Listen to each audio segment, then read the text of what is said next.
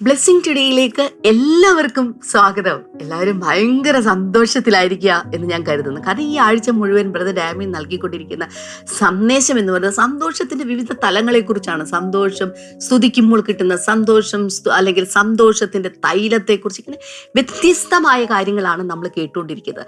അതുകൊണ്ട് തന്നെ ഇന്നത്തെ ഈ എപ്പിസോഡിലും ദൈവം നിങ്ങളെ കൂടുതൽ സ്തുതിയുടെ തലങ്ങളിലേക്കും സന്തോഷത്തിന്റെ തലങ്ങളിലേക്കും നിങ്ങളെ കൊണ്ടുപോകാൻ പോകുകയാണ് എന്നാണ് ഞാൻ വിശ്വസിക്കുന്നത്. എന്നാൽ അതിനു മുന്നമേ ഇന്നത്തെ നമ്മുടെ സ്പോൺസേഴ്സിന് വേണ്ടി നമുക്ക് പ്രാർത്ഥിക്കാം. ഇന്ന് വെള്ളിയാഴ്ച ഒരു കീ സ്പോൺസറാണ് നമുക്കുള്ളത്. മുംബൈയിൽ നിന്ന് ഒരു വെൽവിഷറാണ്. മകനെ അപകടത്തിൽ നിന്ന് അത്ഭുതകരമായി ദൈവം വിടിവിച്ചതിന്റെ നന്ദി സൂചകമായിട്ടാണ്. കൈകൾ ഉയർത്തി ഒരു ഹല്ലേലൂയ പറഞ്ഞാലും പ്രൈസ് ദ ലോർഡ്. കർത്താവെ, ഞങ്ങൾ പ്രാർത്ഥിക്കുന്നു, നീ കൊടുത്ത വലിയ വിടുതലിനായി നന്ദിയപ്പ. ഞങ്ങൾ ഒന്നിനും യോഗ്യരല്ലപ്പ, അങ്ങയുടെ കൃപയ്ക്കായി നന്ദിയപ്പ. പെൺമക്കളുടെ ഭാവി അനുഗ്രഹിക്കപ്പെടുവാൻ, മകളുടെ മുഖത്തുള്ള ഇറപ്ഷൻ പൂർണ്ണമായിട്ട് സൗഖ്യമാകുവാൻ, ഭവനത്തിലെ എല്ലാവർക്കും ദൈവികമായ ആരോഗ്യം, ദൈവിക സന്തോഷവും ദൈവിക സമാധാനം ഉണ്ടാകുവാൻ, ഞങ്ങളിപ്പോൾ ചേർന്ന് ഈ കുടുംബത്തെ പിതാവിന്റെയും പുത്രന്റെയും പരിശുദ്ധാത്മാവിന്റെയും നാമത്തിൽ ഞാനിപ്പോൾ അനുഗ്രഹിച്ച് പ്രാർത്ഥിക്കുകയാണപ്പ. Thank you Lord, thank you Jesus. കർത്താവേ, നീ അങ്ങനെ ചെയ്തതിനായി നന്ദിയപ്പ. യേശുവിന്റെ നാമത്തിൽ തന്നെ ആമേൻ, ആമേൻ, ഹല്ലേലൂയ. കർത്താവ് നിങ്ങളെ ധാരാളമായിട്ട് അനുഗ്രഹിക്കട്ടെ. അപ്പോൾ തന്നെ ഇന്ന് ഫ്രൈഡേ ആണ്. നമ്മുടെ ഫ്രൈഡേ റിവൈവൽ മീറ്റിംഗ് നടക്കുന്ന ദിവസമാണ് ഇന്നത്തെ ദിവസം എന്നുള്ളത്. പ്രത്യേകമായിട്ടുള്ള ആരാധന കൊച്ചിയിൽ വെച്ച് നടക്കുകയാണ്. എല്ലാ പ്രിയപ്പെട്ടവരെയും ഞാൻ പ്രത്യേകമായിട്ട് നിങ്ങളെ സ്വാഗതം ചെയ്യുകയാണ്. കർത്താവ് നിങ്ങളെ ധാരാളമായിട്ട് അനുഗ്രഹിക്കട്ടെ. തുടർന്ന് അനുഗ്രഹിക്കപ്പെട്ട സന്ദേശമാണ് declaration of the praises of God. ദൈവിക സ്തുതിയുടെ ചില പ്രഖ്യാപനങ്ങൾ, അതാണ് നമ്മൾ ഇന്ന് കേൾക്കാനായിട്ട് പോകുന്ന. വേഗത്തിൽ ഇന്നത്തെ സന്ദേശത്തിലേക്ക് നമുക്ക് കടക്കാം.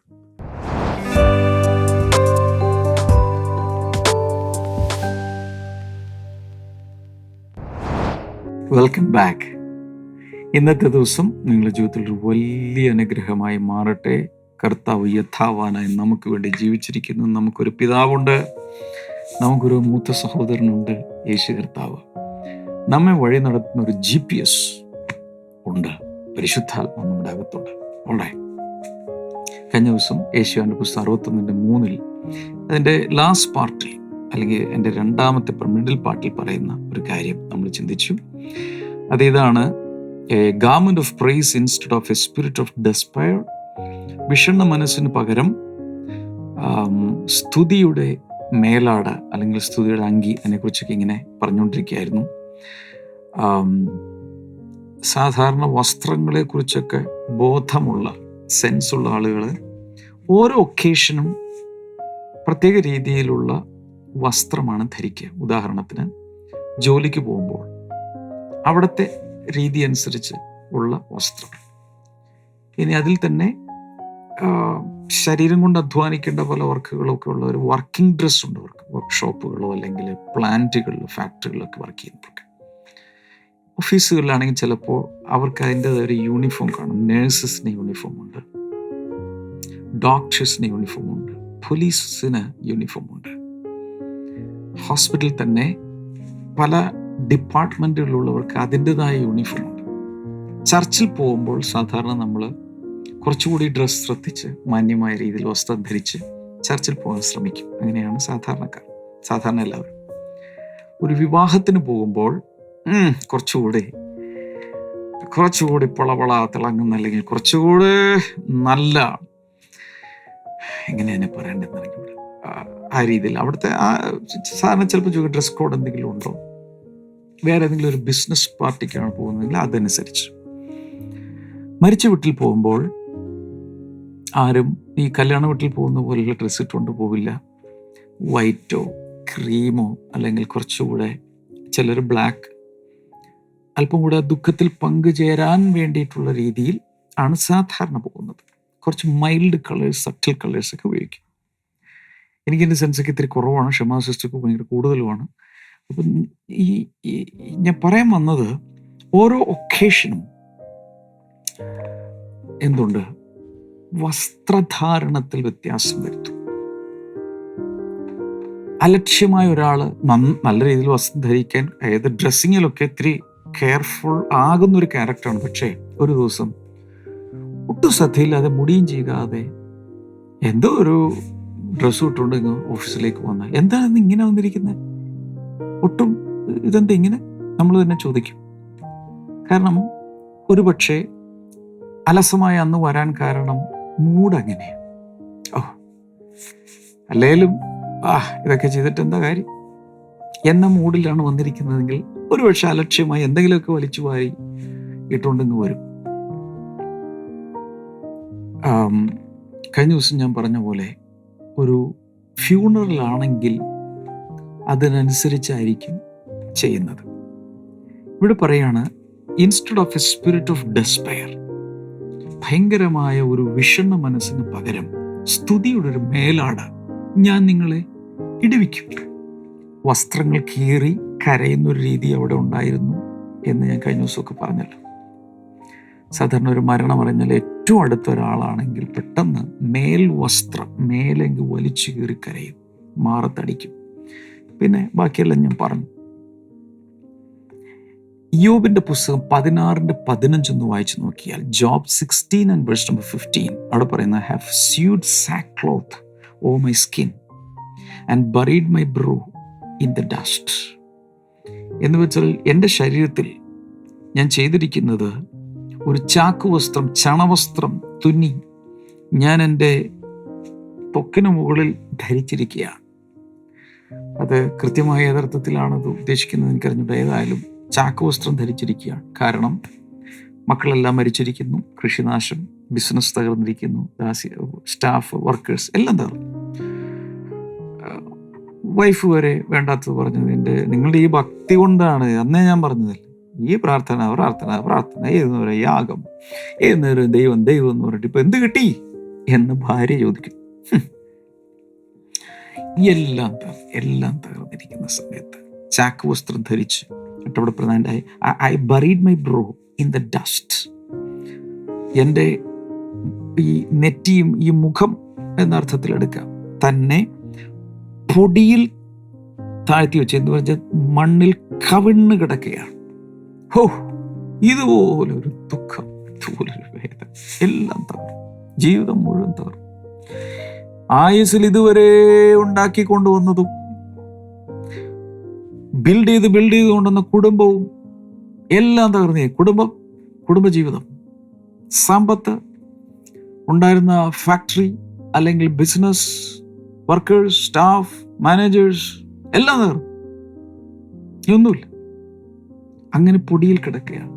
എന്ന് വെച്ചാൽ ജീവിതത്തിൽ സകലവും ഭസ്മമായി, ചാരമായി, വെണ്ണീർ കൂമ്പാരമായി കിടക്കുകയാണ്. ഈ അവസ്ഥയിൽ കർത്താവ് പറയുകയാണ്, ആ ചാക്കങ്ങ് അഴിച്ചു മാറ്റിയിട്ട്, ചാക്ക് വസ്ത്രം അഴിച്ചു മാറ്റിയിട്ട് ഞാൻ നിന്നെ എന്ത് ചെയ്യും? സ്തുതിയുടെ മേലാട കൊണ്ട് ധരിപ്പിക്കും. ഈ ഗാർമെന്റ് ഓഫ് പ്രൈസ് ധരിക്കുന്നത് ഫെസ്റ്റിവൽ സീസണിലാണ്. സ്തുതിയുടെ മേലാട എന്നറിയപ്പെടുന്ന വസ്ത്രം ധരിക്കുന്നത് ഫെസ്റ്റിവൽ സീസണിലാണ്. മാത്രമല്ല, ഏതെങ്കിലും ഒരു വ്യക്തിയെ ഓണർ ചെയ്യാൻ വേണ്ടി, ഒരു ബർത്ത്ഡേക്കോ ഇഷ്ടപ്പെട്ട ഒരാൾക്കോ, ഉദാഹരണത്തിന് യാക്കോബ് യോസഫിന് ഒരു ഒരു ഒരു മൾട്ടി കളേർഡ് അല്ലെങ്കിൽ വർണ്ണശബളമായ ഒരു വസ്ത്രം, കോട്ട് ഓഫ് മെനി കളേഴ്സ്, ഒത്തിരി കളറുകളുള്ള വളരെ കളർഫുൾ ആയിട്ടുള്ളൊരു ഡ്രസ്സ് തയ്പ്പിച്ചു കൊടുത്തു. അത് അവനെ ആദരിക്കുന്നതും മറ്റുള്ളവരിൽ നിന്നും എടുത്തെറിയുന്ന രീതിയിൽ അവനെ ക്ലാഡ് ചെയ്ത് നിർത്തുകയാണ്. എന്ന് മാത്രമല്ല, അതിലൊരു ധനി കൂടി ഉണ്ടായിരുന്നു, ഞാൻ കഴിഞ്ഞാൽ എൻ്റെ പിന്തുടർച്ച രൂബേനല്ല, യഹൂദയല്ല, നഫ്താലിയല്ല, ഗാദ് അല്ല, വേറെ ആരുമല്ല, നീ ആയിരിക്കും എന്നുകൂടെ അതിനൊരു ഇംപ്ലിക്കേഷൻ ഉണ്ടായിരുന്നു. അതുകൊണ്ടാണ് എല്ലാവർക്കും അസൂയ ഇവനെ വകവരുത്തുമെന്നൊക്കെ തോന്നിയത്. അപ്പോൾ they used to give such dress in appreciation of a person. അങ്ങനെയും കൊടുത്തിരുന്ന ഒരു രീതി അന്നത്തെ കാലത്തുണ്ടായിരുന്നു. ഇനി മറ്റൊരർത്ഥത്തിൽ പറഞ്ഞാൽ, ഈ ഇങ്ങനെ വിലപിച്ച് കിടക്കുന്ന സമയത്ത് ഭയങ്കരമായ ദുഃഖത്തിൻ്റെ ഒരു ഹൃദയം, വിലാപത്തിൻ്റെ ഹൃദയം, ഒരു കംപ്ലൈനിങ് ഹാർട്ടായിരിക്കും ആ സമയത്ത് പലപ്പോഴും ഉണ്ടാകുക. നമുക്ക് തന്നെ ഒരു പരാതി, എങ്കിലും ദൈവം എന്തുകൊണ്ട് ഇങ്ങനെ സംഭവിച്ചു, നമ്മൾ തന്നെ പരാതി, കംപ്ലൈനിങ്. ഈ കംപ്ലൈനിങ് ഹൃദയത്തിൽ നിറഞ്ഞിരിക്കുമ്പോൾ, പരാതി അകത്ത് നിറഞ്ഞിരിക്കുമ്പോൾ പ്രൈസ് പുറത്തേക്ക് വരില്ല, സ്തുതി ഒരിക്കലും വരാൻ പോകുന്നില്ല. സോ ഇവിടെ പറയുന്നത്, ഒരു നന്ദിയുടെ ഹൃദയം അകത്തുണ്ടായി ഒരു പ്രൈസിങ് ഹാർട്ട് പുറത്തേക്ക് വരും. 1 പത്രോസ് 2:9 എൻ്റെ ശ്രദ്ധയിൽപ്പെട്ടു. 1 Peter chapter 2 verse number 9 ഇങ്ങനെയാണ് പറയുന്നത്. But you are a chosen people, a royal priesthood, a holy nation, God's special possession, that you may declare the praises of him who called you out of darkness into his wonderful light. ഈ വചനം എൻ്റെ ഉള്ളിലേക്ക് വന്നിട്ട് ഞാൻ പുസ്തകം എടുത്ത് നിർത്തി. ആ പുസ്തകത്തിലുള്ള വർക്ക് നിർത്തിയിട്ട് കുറച്ചു നേരം ഞാൻ ദൈവത്തെ സ്തുതിക്കാൻ തുടങ്ങി. ഞാൻ എവിടെ കിടന്നു, എൻ്റെ ജീവിതം എവിടെയായിരുന്നു, അവിടെ നിന്ന് ദൈവം എവിടെ എത്തിച്ചു. അവിടെ പറയുന്നത് വിളിച്ചവൻ്റെ സൽഗുണങ്ങളെ ഘോഷിക്കുവാൻ, ഒന്നുകൂടെ വിളിച്ച ദൈവത്തിൻ്റെ സൽഗുണങ്ങളെ ഘോഷിക്കുവാൻ തിരഞ്ഞെടുക്കപ്പെട്ട ഒരു രാജകീയ പുരോഹിത വർഗവും വിശുദ്ധ വംശവും സ്വന്തം ജനവും ഒക്കെയാകുന്നു. ഇവിടെ ഇംഗ്ലീഷിലാണ് ഗോഡ് സ്പെഷ്യൽ പൊസഷൻ എഴുതിയിരിക്കുന്നത്. ദൈവത്തിൻ്റെ പ്രത്യേകമായൊരു സ്വത്താണെന്ന്. I am really helpless. ഇതെങ്ങനെ പറയണമെന്ന് എനിക്കറിയില്ല.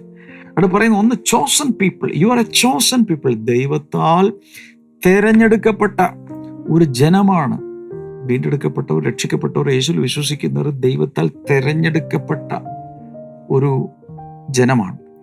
റോയൽ പ്രീസ്റ്റ്ഹുഡ്, രാജകീയ പുരോഹിത വർഗം. ഞാൻ എപ്പോഴും പറഞ്ഞിട്ടുണ്ട്, പഴയ നിയമത്തിൽ രാജാവായിരിക്കുന്ന ഒരാൾക്ക് പുരോഹിതനാകാൻ സാധ്യമല്ല, പുരോഹിതനായിരിക്കുന്ന ഒരാൾക്ക് രാജാവാകാൻ സാധ്യമല്ല. പുരോഹിതനൊരു വംശമുണ്ട്. ലേവ്യ വംശത്തിൽ, കുടുംബത്തിൽ, ഗോത്രത്തിൽ പിറന്ന് ആ ഒരു DNA വന്നവർക്ക് മാത്രമേ പുരോഹിതരാകാൻ കഴിയൂ. അങ്ങനെ വന്നതാണ് അഹരോൻ, അങ്ങനെ വന്നതാണ് മോശെ. ഒരു ബ്രദേഴ്സാണല്ലോ. അവരൊക്കെ പൗരോഹിത്യ വർഗത്തിൽപ്പെട്ടവരാണ്. എന്നാൽ രാജകീയ വംശം പിന്നീടാണ് ഉണ്ടായത്. അത് ആദ്യം ബെന്യാമിൻ ഗോത്രത്തിലെ ശൗല്, അതിനുശേഷം പിന്നെ അത് നേരെ ദാവീദിന്റെ കുലത്തിലേക്ക് വന്നു. പിന്നെ ദാവീദിന്റെ വംശാവലിയിലാണ് രാജ്യത്ത് കിടക്കുന്നത്. അതിനെ ഒരു റോയൽ ഇതാക്കി മാറ്റി. ഇതിനാകെ ഒരു എക്സംഷൻ കിട്ടിയത് ഒരു തരത്തിൽ പറഞ്ഞാൽ ദാവീദിനാണ്. ദാവീദിന് ഒരേ സമയം റോയൽ പ്രീസ്റ്റ് ആകാൻ കഴിഞ്ഞു. രാജാവായിരിക്കുമ്പോൾ തന്നെ അവൻ പുരോഹിതൻ്റെതായ പലതും അവൻ ചെയ്തിട്ടുണ്ട്, പുറത്തു പറയണ്ട. പക്ഷെ അത് അനുവദനീയമല്ല മറ്റുള്ളവർക്ക്. എന്നാൽ ദൈവം നമ്മൾ ഇത് രണ്ടിൻ്റെയും കൊണ്ട് ഒരു ബ്ലെൻഡാക്കി മാറ്റി. യേശുവിൽ അതുണ്ട്. Jesus is a king, at the same time he is a high priest. He is the high priest. യേശു ഇത് രണ്ടുമാണ്. യേശുവിൽ റോയൽറ്റിയുമുണ്ട്, പ്രീസ്റ്റ്ഹുഡുമുണ്ട്. ദൈവം നമ്മെ ആ വംശത്തിൽ ജനിക്കുവാൻ സഹായിച്ചു. ഇതുപോലെ പണ്ടൊരാളുണ്ടായിരുന്നു, മൽക്കീസേദെക്ക്. ഞാൻ അതിനെക്കുറിച്ചൊരു ചില എപ്പിസോഡുകൾ ചെയ്തിട്ടുണ്ട്, നിങ്ങൾ സെർച്ച് ചെയ്താൽ കിട്ടും. മൽക്കീസേദെക്കിനെ കുറിച്ച് മോർണിംഗ് ഗ്ലോറിയിൽ ഞാൻ സംസാരിച്ചിട്ടുണ്ട് വിശദമായിട്ട്. മൽക്കീസേദെക്ക് ഒരേ സമയം ശാലേം രാജാവാണ്, അത്യുന്നതന്റെ പുരോഹിതനുമാണ്. മൽക്കീസേദെക്കിന്റെ ക്രമപ്രകാരമാണ് യേശുവാസത്തിൽ വന്നിരിക്കുന്നത്. ആ ക്രമത്തിലാണ് നമ്മൾ പോകുന്നത്. മൽക്കീസേദെക്കിന്റെ ക്രമത്തിലാണ് പോകുന്നത്. ലേവ്യ ഗോത്രപ്രകാരമല്ല, ലേവ്യ കുലത്തിലല്ല, അഹരോന്യ പൗരോഹിത്യമല്ല നമ്മൾ ഫോളോ ചെയ്യുന്നത്. മനസ്സിലാകുന്നുണ്ടോ? പുതിയ നിയമത്തിൽ നമ്മൾ ഫോളോ ചെയ്യുന്നത് അഹരോന്റെ ആ പ്രീസ്റ്റ്ഹുഡ് അല്ല. മൽക്കീസേദെക്കിന്റെ ക്രമപ്രകാരം വന്ന യേശുവിന്റെ പ്രീസ്റ്റ്ഹുഡിലാണ് നമ്മൾ ഫോളോ ചെയ്യുന്നത്. അപ്പൊ അതിലിവിടെ പറയുകയാണ്, U are a chosen people. ദൈവം നിങ്ങളെ, അയ്യോ മക്കളെ, ഇത് ശ്രദ്ധിച്ച് കേൾക്ക്. ഇന്ന് എല്ലാം മാറ്റി വെക്ക്. ഈ സമയത്ത് ഉപ്പുമാവ് ഉണ്ടാക്കല്ലേ, കഞ്ഞിയും കറിയും വെക്കൽ എല്ലാം മാറ്റി വെച്ചൊരു 2-3 മിനിറ്റ് ഒന്ന് ശ്രദ്ധിച്ചേ. എല്ലാ പരിപാടിയും മാറ്റി വെക്ക്. ഹലോ ഹലോ ഹലോ,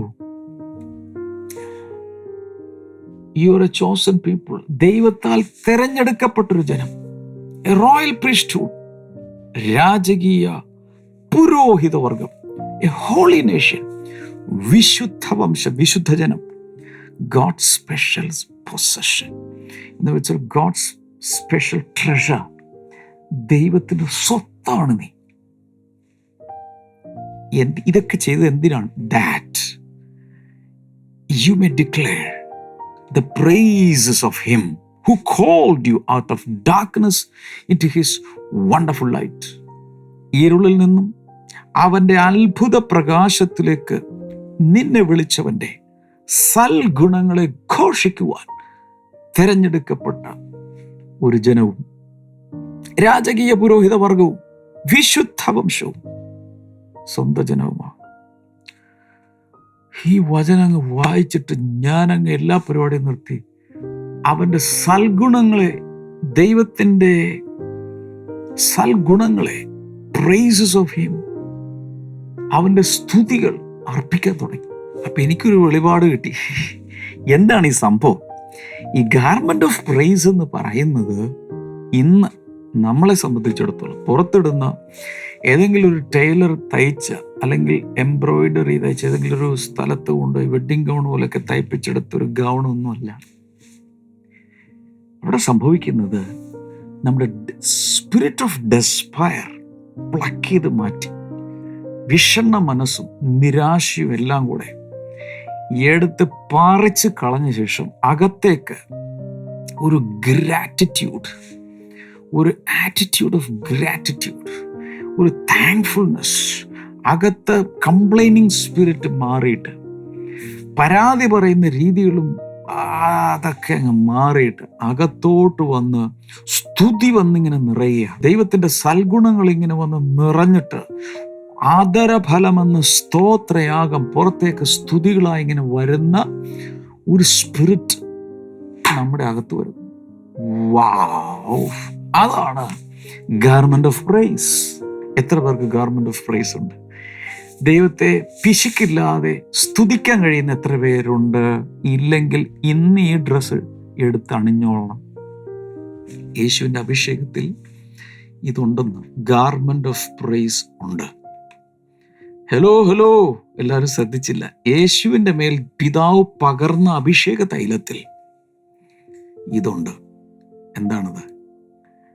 പരാതി പറഞ്ഞു ദൈവത്തോട് എന്നും ഇങ്ങനെ നിവേദനം സമർപ്പിച്ചൊക്കെ ജീവിക്കുന്നതിന് പകരം വിളിച്ചവൻ്റെ സൽഗുണങ്ങളെ പിശുക്കില്ലാതെ നിർലോഭമായി ധാരാളമായി ഘോഷിക്കുവാൻ സ്തുതികൾ ധാരാളമായി പുറത്തേക്ക് പുറത്തേക്ക് പുറത്തേക്ക് കൊണ്ടുവരുന്ന ഒരു ഒരു ഒരു ഒരു ഒരു ഒരു ഒരു വലിയ ഒരു അഭിഷേകം നമ്മൾ വ്യാപരിക്കും. പണ്ടൊരാൾ പറഞ്ഞു, വിശ്വാസികൾക്ക് ഇപ്പോൾ കുടവയറ് വെക്കാൻ കാരണം ഈ സ്തുതി ഒന്നും റിലീസ് ചെയ്യാതെ, സ്തുതിക്കാതെ, സ്തുതികൾ മുഴുവൻ ഇങ്ങനെ വിഴുങ്ങി വിഴുങ്ങി വിഴുങ്ങി വയറ് വീർത്ത് വരുവാണെന്ന് പറയും. കുടവയറുള്ള ആരെങ്കിലും കണ്ടിട്ട് ഇങ്ങനെ സ്തുതിയാണ് മര്യാദ സ്തുതിച്ചോളാം, നല്ല കുടവയറ് കുറയൂ എന്ന് ദൂതൊന്നും പറയണ്ട. പക്ഷെ നമ്മൾ തമ്മിൽ അറിഞ്ഞാൽ മതി, നമ്മൾ സ്തുതി മുഴുവൻ അകത്ത് കെട്ടിക്കിടക്കാതെ പിശുക്കാതെ അങ്ങ് റിലീസ് ചെയ്യണം. പഞ്ഞമില്ലാതെ പിശുക്കില്ലാതെ സ്തുതിക്കണം ദൈവത്തെ, സൽഗുണങ്ങളെ അങ്ങ് ഘോഷിക്കണം. പൗലോസ് ഒരിക്കൽ പറഞ്ഞു, ഞാൻ നിന്റെ നിർമ്മല മനസാക്ഷിയിൽ ആരാധിക്കുന്ന ദൈവം. സോ ദൈവത്തെ നിർമ്മല മനസാക്ഷിയിൽ പൗലോസ് ഇങ്ങനെ ആരാധിക്കുകയാണ്. അതുകൊണ്ടാണ് കാരാഗൃഹത്തിൽ അടിയേറ്റ് തകർന്ന് കാരാഗൃഹത്തിൽ കിടന്നിട്ട് അവർ അത്യുച്ചത്തിൽ സ്തുതിച്ചാർത്തത്. അർദ്ധരാത്രിയിൽ സ്തുതിക്കാനുള്ള ഒരു മൂടുമില്ല, സ്തുതിക്കാനുള്ള സാഹചര്യമില്ല, സ്തുതിക്കാനുള്ള സ്ഥലവുമല്ല. എന്നിട്ടും അവർ സ്തുതിച്ചു. സ്ഥലകാല പരിമിതികൾക്കപ്പുറത്ത് ദൈവത്തിനുള്ള സ്തുതികൾ പുറത്തേക്ക് വരാൻ തുടങ്ങിയ അന്ധകാരത്തിൽ നിന്ന് അത്ഭുത പ്രകാശത്തിലേക്ക് കൊണ്ടുവന്നത് തന്നെ ഈ പർപ്പസിനാണെന്ന്. ഒത്തിരി പേര് ഞായറാഴ്ച എവിടെ പോകുന്നു? ആരാധനയ്ക്ക് പോകുന്നു. എന്നിട്ട് ഒരു ആരാധനയും ദൈവത്തിന് കൊടുക്കാതെ എന്തെങ്കിലുമൊക്കെ കേട്ട് അവിടെ നോക്കിയിരുന്ന 2 വചനവും കുറിച്ച് ഗോത്രക്കാഴ്ചയിട്ട് വീട്ടിൽ പോകും. അങ്ങനെയല്ല, മനഃപൂർവ്വമായി വരണം. I will enter his കോർട്ട്സ് with thanks giving in my heart. അല്ലേ? അവൻ്റെ പ്രാകാരങ്ങളിൽ സ്തുതിയോടുകൂടെ വേണം വരാൻ. ആരാധനയ്ക്ക് വരുമ്പോൾ തന്നെ സ്തുതിക്കാനും ആർക്കാനും ഒക്കെ ഞാൻ ചില സമയത്ത് കണ്ടിട്ടുണ്ട്. ചില ചർച്ചുകളിൽ, ഇവർ കൊച്ചിൻ ബ്ലെസ്സിംഗ് ടുഡേയിലെ ഓരോ സ്ഥലങ്ങളിൽ ചെല്ലുമ്പോൾ ചില ആളുകൾ സ്തുതി എന്ന് പറയുന്നു, അവിടെ എല്ലാവരുടെ ശബ്ദത്തിനും മുകളിൽ അവരങ്ങ് സ്തുതിക്കും, പിശുക്കില്ലാതെ അഭിമാനത്തോടെ. That's it. ഇന്ന് ആ ഒരു കൃപ ഈ മോർണിംഗ് ഗ്ലോറി ലൈവായി ഇതിന് ശേഷം റീപ്ലേയിലൊക്കെ കാണുന്നവർക്ക് കർത്താവ് ഇമ്പാർട്ട് ചെയ്യണം. വിശ്വസിച്ചോളണം. ഇന്ന് മുതൽ അതങ്ങ് ആക്ടിവേറ്റ് ചെയ്തേക്കണം. നമുക്ക് ഒരുമിച്ച് പ്രാർത്ഥിക്കാം. യേശുവിൻ്റെ നാമത്തിൽ ദൈവിക വിടുതൽ ഇപ്പോൾ കൽപ്പിക്കുന്നു. രോഗങ്ങൾ ഇപ്പോൾ സൗഖ്യമാകട്ടെ എന്ന് ഞാൻ പ്രാർത്ഥിക്കും. യേശുവിൻ്റെ നാമത്തിൽ രോഗികൾ സൗഖ്യമാകട്ടെ, ക്യാൻസർ സൗഖ്യമാകട്ടെ, ആർത്രൈറ്റിസ് യേശുവിൻ്റെ നാമത്തിൽ സൗഖ്യമടച്ച്. ഞാനിത് പറയുന്ന സമയത്ത് തന്നെ ചില ശരീരങ്ങളിൽ ഇലക്ട്രിക് ഷോക്ക് പോലെ ദൈവശക്തി പാസ് ചെയ്യുന്നു. In Jesus name. വിശ്വസിക്കണം, അവിശ്വസിക്കരുത്. Thank you Lord. വായ്ക്കകത്തുള്ള എന്തോ പ്രയാസങ്ങളുമായി ഉമിനീരിറക്കുവാൻ പോലും കഴിയാതെ ബുദ്ധിമുട്ടുന്ന ഒരാൾ യേശുവിൻ്റെ നാമത്തിൽ സൗഖ്യമാകട്ടെ. അലർജികൾക്ക് യേശുവിൻ്റെ നാമത്തിൽ വിട്ടുമാറാം. കിടപ്പ് രോഗികൾ യേശുവിൻ്റെ നാമത്തിൽ എഴുന്നേൽക്കട്ടെ. Thank you Lord. കർത്താവ് വലിയ രോഗസൗഖ്യങ്ങളെ അയച്ചതിനായി നന്ദി. In Jesus name. നിങ്ങൾക്ക് ഫോൺ എടുത്ത് സ്ക്രീനിൽ നമ്പറിൽ പ്രയർ കോൾ സെൻറ്ററിലേക്ക്, പ്രയർ ലൈനിലേക്ക് വിളിക്കാം. ശുശ്രൂഷകർ നിങ്ങൾക്ക് വേണ്ടി പ്രാർത്ഥിക്കും. ഈ ദിവസങ്ങളിൽ എക്സാമോ ഇൻ്റർവ്യൂ ഒക്കെ ഫേസ് ചെയ്യുന്ന ചിലരെ എൻ്റെ മുമ്പിൽ കർത്താവ് കൊണ്ടുവരുന്നു. നിങ്ങൾക്കുള്ളൊരു അനുഗ്രഹം കർത്താവ് പോന്നിട്ടുണ്ട്. നാളെ നമുക്ക് വീണ്ടും കാണാം. God bless you all. By.